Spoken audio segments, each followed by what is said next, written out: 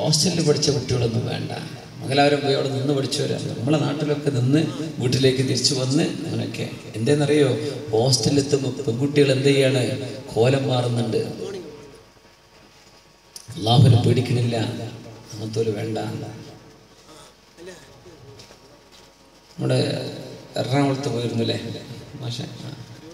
അപ്പം അവിടുത്തെ പ്രധാനപ്പെട്ട കോളേജുകളിൽ പഠിക്കുന്ന മക്കള് നമ്മുടെ കാഞ്ഞങ്ങാട്, പയ്യന്നൂര്, കണ്ണൂര്, കാസർഗോഡ് എന്നൊക്കെ വന്ന് പഠിക്കുന്ന പെൺകുട്ടികളാണ്. നല്ല പർദ്ദട്ടിട്ട് ഇവിടുന്ന് ട്രെയിൻ കയറി പോകും നമ്മുടെ മക്കൾ. അവിടുത്തുകാരായ ഞാൻ അറിയുന്ന പ്രവർത്തകർ എറണാകുളത്തുള്ളവർ പറഞ്ഞു, ഉസ്താദേ നല്ല അച്ചടക്കമുള്ള മക്കളായിട്ടാണ് ഇവർ വടക്കുന്ന് വരുന്നത്, പക്ഷെ ഇവിടെ വന്നിട്ട് വടക്കായി പോവാണ്.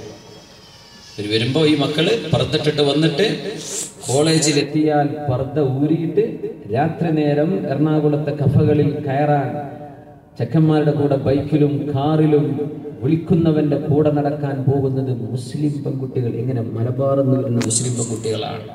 നമ്മൾ അവർക്ക് വേണ്ടി ഒരു ഉദ്ബോധനം ചെയ്യണ്ടേ? ഞങ്ങളതിൽ വളരെ വെറൈഡാണ്, വളരെ വിഷമുണ്ട്.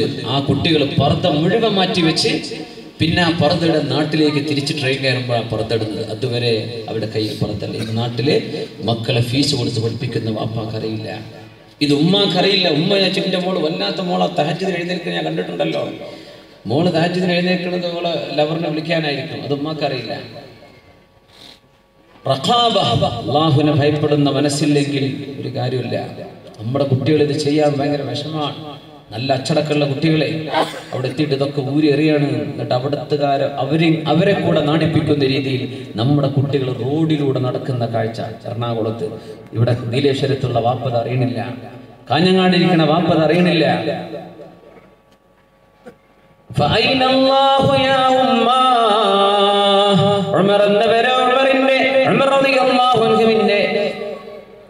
പോലീസുകാരോ കണ്ടില്ലെങ്കിലും ഉമ്മ അല്ലാഹു കാണുന്നില്ലേ എന്ന് ചോദിച്ചപ്പോഴാണ് ഉമറുൽ ഫാറൂഖ് റളിയല്ലാഹു അൻഹു ഈ കുട്ടിയാണ് എൻ്റെ വീട്ടിലേക്ക് എൻ്റെ മോന് ഭാര്യയായിട്ട് വേണ്ടത്.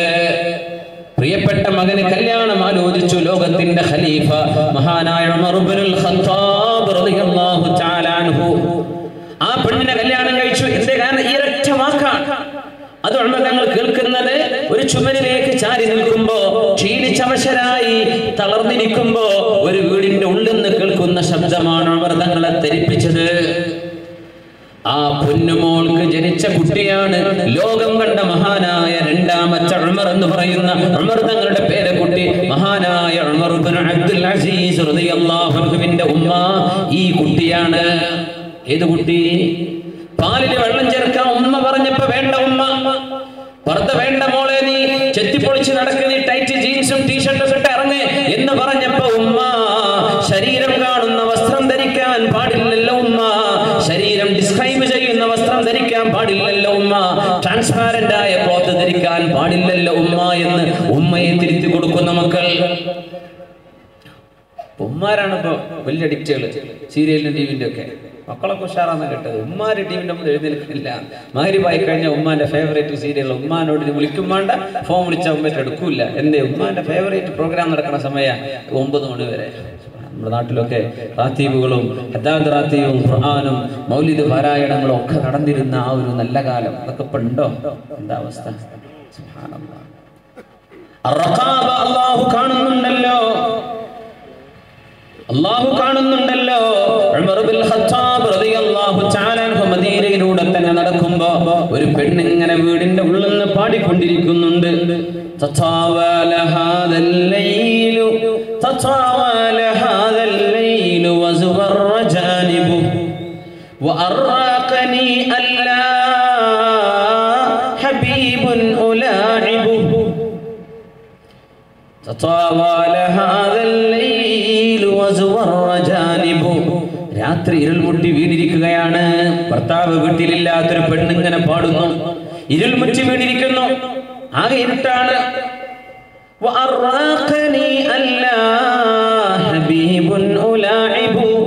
കൂടെ കളിക്കാൻ ഒരു കൂട്ടുകാരനില്ലാത്ത വിഷമം, എനിക്ക് ഉറക്കം വരുത്താതെ, എനിക്ക് ഉറക്കം തരാതെ എന്നെ അലോസരപ്പെടുത്തുന്നുള്ളൊരു കൂട്ടുകളിക്കാരൻ കൂടെയില്ലല്ലോ എന്ന്.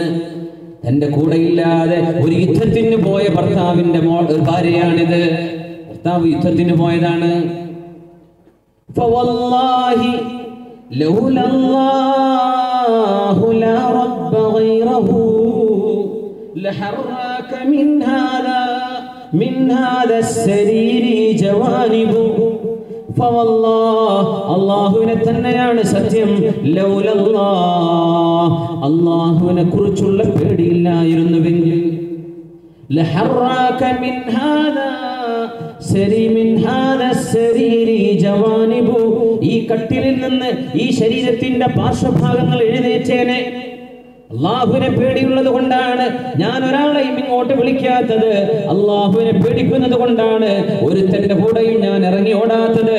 അള്ളാഹുവിനെ പേടിക്കുന്നത് കൊണ്ടാണ് ഞാൻ അടങ്ങിയിരിക്കുന്നത്. ഫവല്ലാഹി ലൗലല്ലാഹു ലാ റബ്ബ ഗൈറുഹു, അല്ലാഹു അല്ലാത്ത റബ്ബില്ലല്ലോ, അവൻ എന്നെ കാണുന്നുണ്ടല്ലോ. ആ റബ്ബില്ലായിരുന്നെങ്കിൽ ലഹറക മിൻ ഹാദാ അസ്സരീരി ജവാനിബു, ഞാൻ ഇവിടുന്ന് കൂടി എന്തെങ്കിലും തിന്മ ഞാൻ ചെയ്തു കൂട്ടിയേനെ. ദീർഘകാലം ഗൾഫിലോ വിദേശങ്ങളിലോ നിൽക്കുന്ന ഒരു ഭർത്താവ്, മനോഹരമായൊരു വീടാണ് സ്വപ്നം, കുഞ്ഞിനെ കെട്ടിക്കലാണ് പ്രശ്നം, കുട്ടികളുടെ വിദ്യാഭ്യാസമാണ് പ്രശ്നം.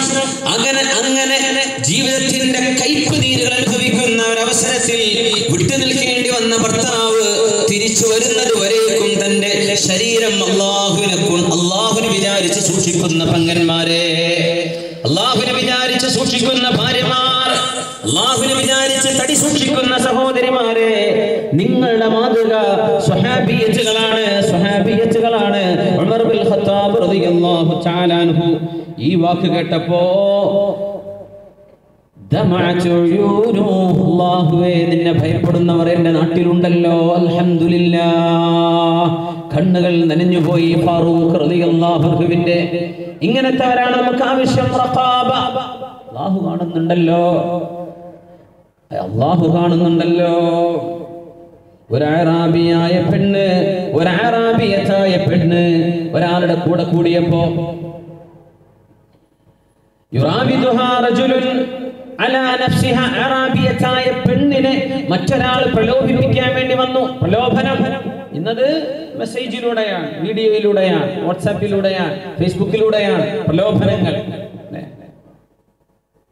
പ്രലോഭനം.